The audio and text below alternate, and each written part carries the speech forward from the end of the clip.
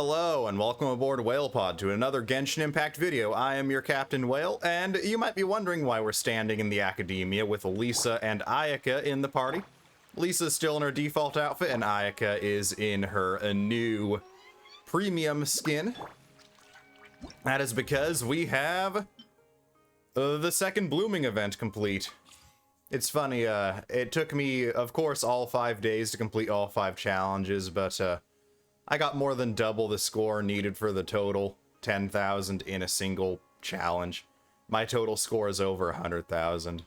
It's nowhere close to the maximum. I'm pretty sure the maximum is, I don't want to do the math right now, but it's 9,500 per wave for 15 waves, so 9,500 times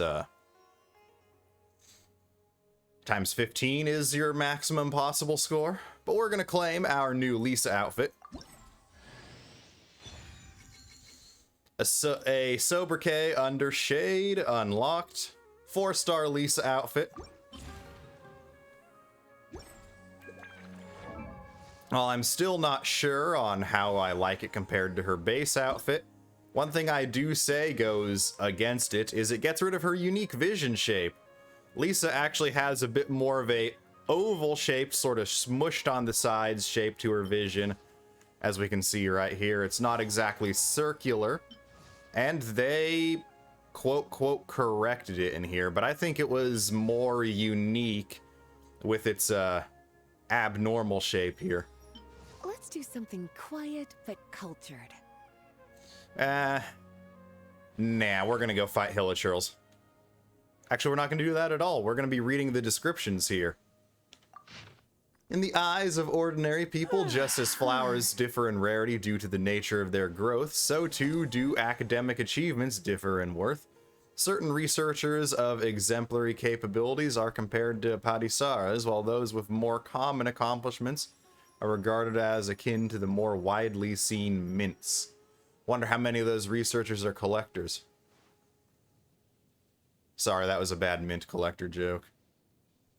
As time passed, some students also found themselves influenced by these analogies, thus they began to use different species of flowers as amusing nicknames for each other. It was unanimously agreed that the Academia was full of sweet flowers and mints, but roses and Padisaras were individuals of vanishing rarity.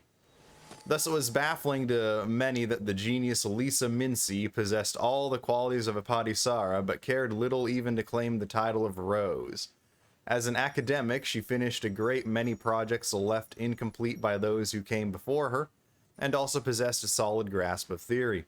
Her accomplishments earned her the regard of her instructors, and soon she was allowed to study even the most complex of topics. In time, she began contributing to the advancement of her new studies as well. At that time, certain researchers even thought that she could become the youngest sage in history, provided she made a few adjustments to her field of study, of course.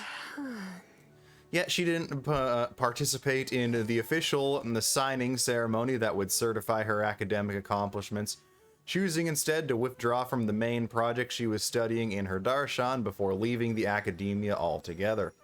When faced with the confusion radiating from her classmates' questions, she merely replied as elegantly and affably as she always did. My work can be compared to rearranging a mess of books and putting them all back in their rightful place, that's all.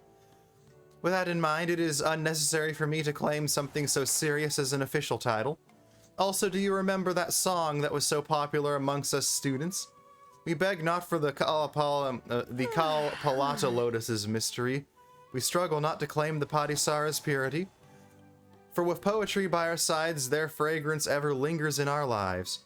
In times past, the rose was a flower precious without peer, but after generations of scholars worked tirelessly to cultivate them, roses can now be found wherever the sunlight shines. But is this bad for the roses? Well, of course not. Rare or common, the roses remain as fragrant as ever. Their preciousness was but a label we gave them. As such, if there comes a day when everyone ceases to regard these flowers so subjectively, and instead judges them with consideration to their growth habits and choice of environments, that day's coming, I think, might be something worthier of commemoration. And now for this next one, Ayaka's going to be interrupting us a whole heck of a lot with her spiel about swords and crap. But let's get into it anyway. We have the Spring Bloom Missive. Blade embraces its Shut up, Ayaka. as a jeweler cherishes their gems. At the foot of the sacred sakura tree, a lovely brocade mat lined the ground, and an exquisite and beautifully arranged meal awaiting atop it. Such was the view that met your eyes when you followed the invitation letter's instructions guiding you to what it called a picnic. Moments after Kamisato Ayaka, the organizer of the picnic, emerged from behind the tree, smiling with a fan in hand and unhurried of gait. I've heard that the people of Fontaine enjoy having picnics. I too wish to indulge in one such event. Perhaps I'll be able to sample the experiences this novel writes of.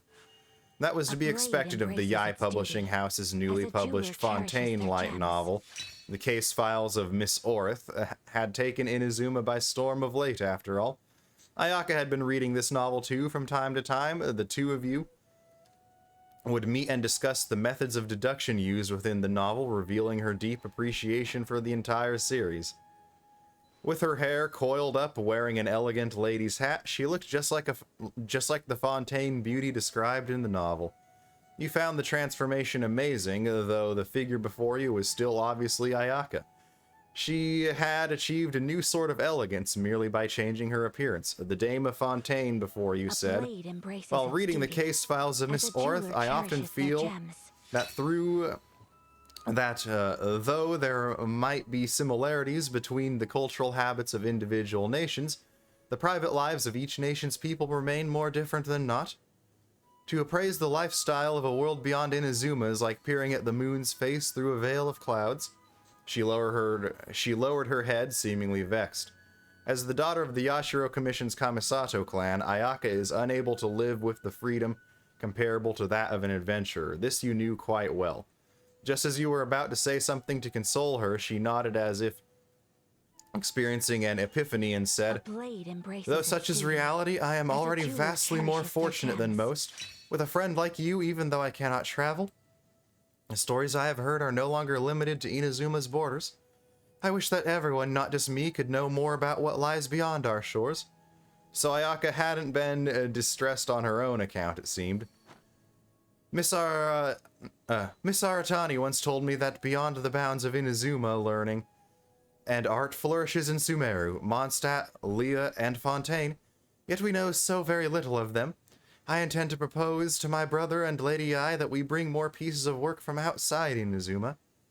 Perhaps we can get a glimpse of places and peoples we've never witnessed before by using their literary works as windows.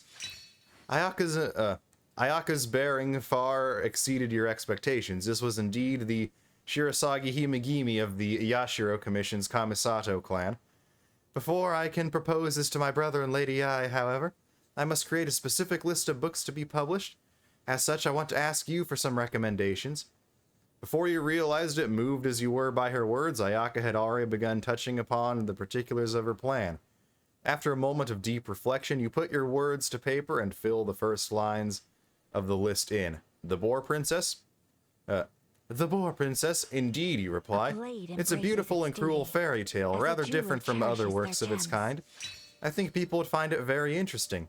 Unfortunately, when Ayaka brought the list of books to Aratani, the editor crossed out The Boar Princess without hesitation. This fairy tale might be a bit too unique. I fear that people might not be ready for its contents yet. So these are the two new outfits. They are both 4-star outfits, and as such, they do not change any voice lines or animations. Unlike Diluc's 5-star skin, which did change up the color effects and animations of a few of his skills, as well as gave him new voice lines. And when I say color effects, I mean Diluc's fire has a darker color to it when he is using his new skin. So with that, I hope you have enjoyed this little tidbit of lore about the two new outfits. I still don't get why we're getting a Fontaine dress for Ayaka already. Maybe wait until maybe they should have waited until Fontaine actually opened up to give us this outfit, and maybe given someone else from Sumeru a more academia-themed outfit to go along with Lisa, or just given some other Lea 5-star a Lantern Rite dress, or Lantern Rite tux, or something like that. I'd love to see what a Hoyoverse's interpretation of what the traditional male formal wear was back in Imperial China. Oh yeah, Lisa will also be wandering around Sumeru during the various days of the event. Unfortunately, by the time you're seeing this, Lisa will have already moved on from this spot, as I will be uploading this the day after recording on Sunday, February 5th. But just check around Sumeru City and maybe even Gandharvaville between now and the end of the event, and maybe you'll find Lisa still hanging around. Hey, what are you doing around the academia? Are you on your way to the academia? Actually, I was just leaving. I had a reunion with Professor Cyrus and some fellow apprentices, as well as other researchers that I worked with in the past. How time flies. I could tell just from their appearances that they've been really busy. I, on the other hand, have had it pretty easy. They must be so jealous. That being said, since I've already indulged so much, I should probably eat less cake next month. Shouldn't we all, Lisa? But with that, we're gonna break the immersion here by having Lisa stand next to Lisa. And just say thank you all for watching, WhalePod. Do remember to leave a like on the video in order to help it out, and do consider subbing to the channel if you have not done so already. And as always, comments are welcome down below. Do let me think what you feel about the new outfits. Do you like them? Do you not like them? Do you think they're better than the originals? Worse than their originals? Personally, the jury is still out on Lisa's, but on AYAKA'S, I definitely like her base outfit more. I'll still probably use this one just because money. But with that said and done, I hope you all are having fantastic days, WhalePod. Remember to stay cool, stay classy, and most importantly, stay healthy. But until next time, this is Captain Whale, signing off.